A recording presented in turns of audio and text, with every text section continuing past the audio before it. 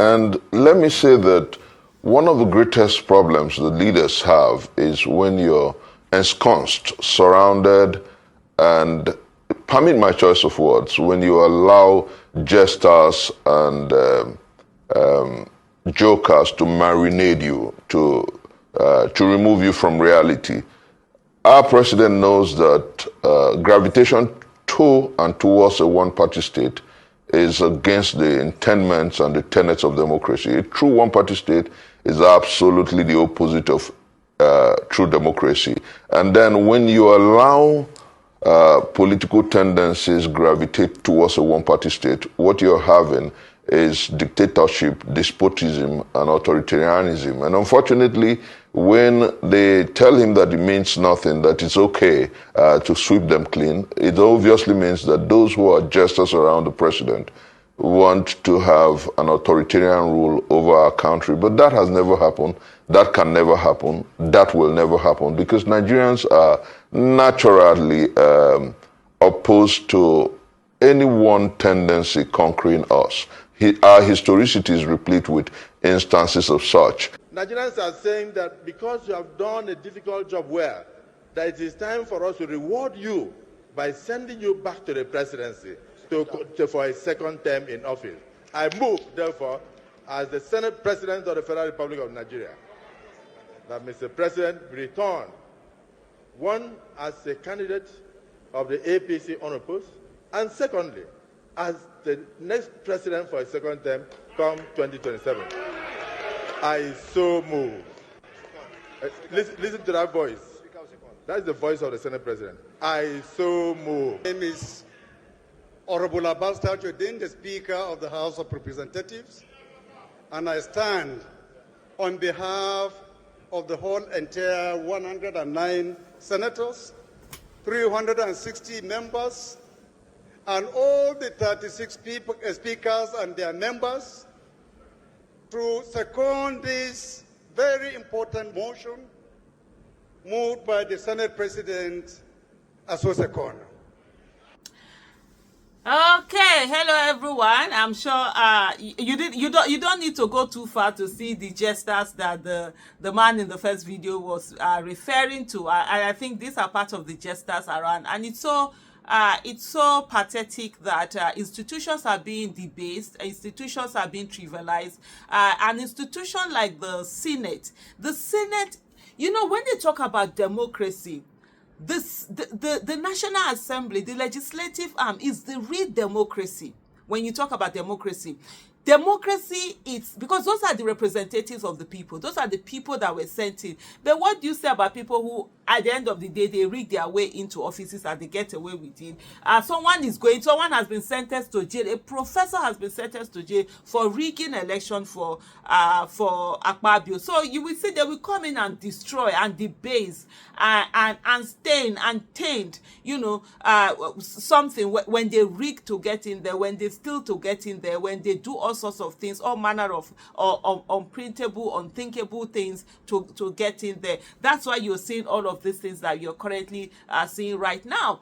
In a military, in a dictatorship or whatever, there are always, even in military, there's always the executive, there's always the judiciary. The one that is absent when there's no true democracy is the legislative arm. And to see what Akpabio and his cohorts in the National Assembly are doing to our democracy, it's actually something that is very heartbreaking and something that is very pathetic. Even during Obasanjo, we had fierce National Assembly that could stand up to Obasanjo and say, hey, no, we're not going to give you a third term.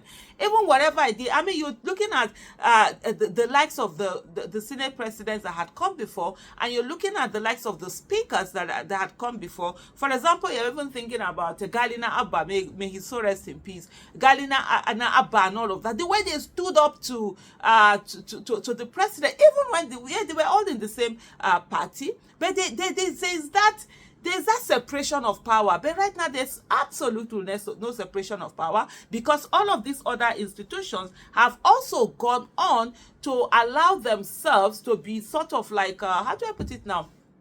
allow themselves to be playthings of the executive. And when you come to it, the real power belongs to the National Assembly. And that's why for me, I'm really interested in the people that go into the National Assembly as we go into 2027, 2031, 2035, 2039, 2043, 2048, by the grace of God. As we continue to go into those elections, we all need to be interested and invested in the National Assembly, because that's where the real power is. That's where democracy is. If we're able to bring in people who we think for Nigeria, who are courageous, who are patriotic, who have competence, character, capacity, who are going to work for Nigeria and not for their selfish end, we're going to have a country that works for every one of us. Say the issue of how many trillion, then what am I even saying? Of course, these people are going to praise themselves. They are all birds of the same feather. There's none of them that is thinking about the betterment of Nigeria. They're all thinking about their own selfish selves, and that's why you're seeing a situation whereby there is what do they call this thing now? Padding.